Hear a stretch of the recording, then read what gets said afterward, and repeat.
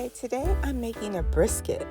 And so I made this overnight brisket that ended up being tender and juicy.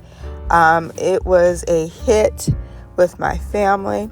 So we begin with baking soda. So we're going to take about 2 tablespoons or so of baking soda. We're going to use this baking soda to create a little slurry. So a slurry is basically the baking soda and about a teaspoon of water. And it's going to be just a little thin mixture that you mix up and pour over the brisket of your choice. Now your brisket should have some marbling in it.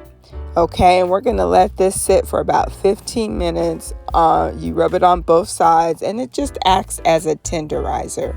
Next, you're going to add quite a bit of garlic. So you're going to have about 5 or 6 cloves of garlic, and I've cut them in half and placed them on top of the brisket.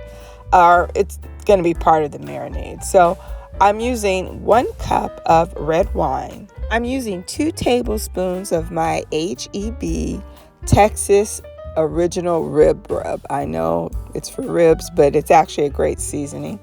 I'm adding a tablespoon of Worcestershire sauce and some black ground pepper to this wine mixture. And I'm going to put it all, I'm actually placing foil in my pan and wrapping and sealing the brisket over, and I'm refrigerating it overnight. Okay, and so all of the flavor and the marinade can get in. Now I'm making the ingredients for my brisket rub.